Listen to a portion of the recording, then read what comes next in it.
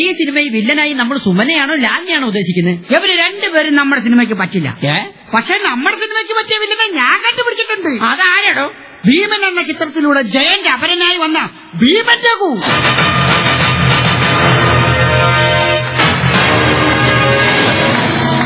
വരണം എന്ത് ചൂടാൻ. പവിത്രനെ തേടി നീ ഇവിടെ വരുമെന്ന് എനിക്ക് നന്നായിട്ട് അറിയാമായിരുന്നു.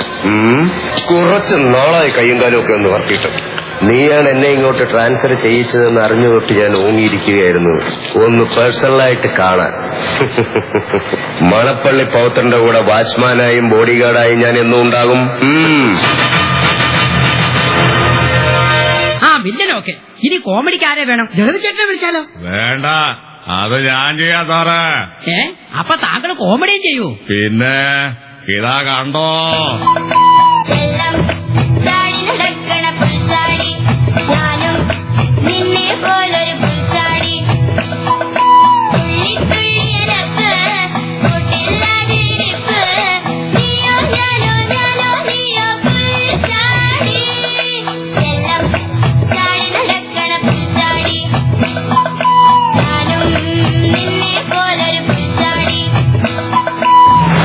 ഡയറക്ടറെ, തന്റെ സെലക്ഷൻ കൊള്ളാം.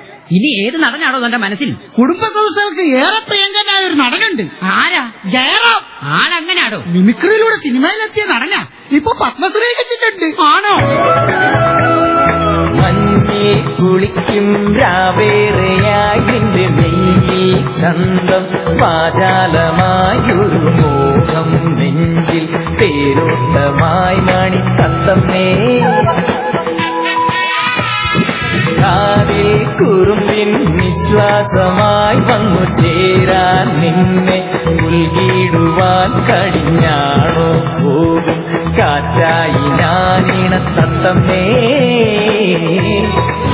Very good. ജയറാം കൊള്ളാം. സാർ, എന്റെ മനസ്സിൽ നല്ലൊരു ആഗ്രഹം കിടപ്പുണ്ട്. ദുരാഗ്രഹമാണോ? അല്ല, പിന്നെന്താണോ? സിദ്ദീഖിനെ കൊണ്ട് നല്ലൊരു വില്ലൻ വേഷം ജയിച്ചാൽ ഈ പടം വിജയിക്കും. ഡയറക്ടർ സിദ്ദീഖ് അഭിനയിച്ചു തുടങ്ങിയോ? ഞാൻ അറിഞ്ഞില്ലല്ലോ. ഓ, ബാക്കി എല്ലാ കാര്യം അറിയാവുന്നതിന്റെ കുട്ടി. എന്റെ പൊന്ന് സാറേ, ഡയറക്ടർ സിദ്ദീഖ് അല്ല. പിന്നെ ആരാണോ? നടൻ സിദ്ദീഖ്. എടോ, ആള് വില്ലനായ എങ്ങനാ? ഉഗ്രൻ, അത്യുഗ്രൻ. ബെടാ ദോസ്ത് എന്ന ചിത്രത്തില് സിദ്ദീഖ് വില്ലനായിട്ടുള്ള പെർഫോമൻസ് സാറൊന്ന് കാണണ്ടായിരുന്നു. ഞാൻ ആ സിനിമ ഇന്നലെ TV കണ്ടതേ ഉള്ളൂ.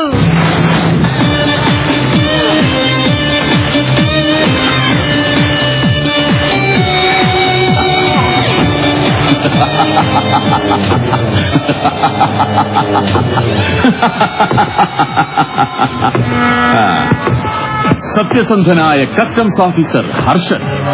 കോടികളാണ് നീ കാരണം നഷ്ടമായത്. കോടികൾ. അതെനിക്കൊരു പ്രശ്നമല്ല. ബട്ട് ജീവി എന്ന പേര് കേട്ടാലുണ്ടാകുന്ന ഒരു ഭയം, അത് തകർത്തെറിയാനാണ് നീ ശ്രമിച്ചത്. അനുവദിക്കില്ല, ഞാൻ അനുവദിക്കില്ല. നീ മറ്റുള്ളവർക്കൊരു പാഠമാവണം. ഇനി ജീവിയുടെ പവറിന് മേൽ ഒരുത്തനും പറക്കാൻ പാടില്ല. നിന്നെ തേടി വരുന്നുണ്ടൊരുത്തൻ, അവന് പോലും നീ ഒരു താക്കീതാവണം.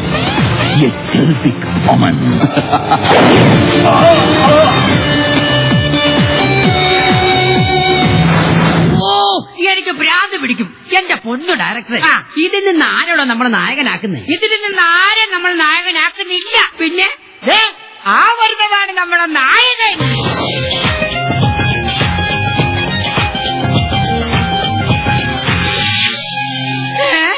ഈ കൊച്ചുകുട്ടിയാണോ നമ്മുടെ നായകൻ?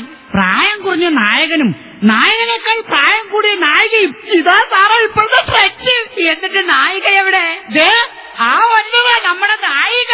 ചെമ്പകപ്പൂങ്കാട്ടിലെ ചിത്രമണി പൊയ്കയിൽ കണ്ടു ഞാൻ നിന്നെ ചെന്താമരേ.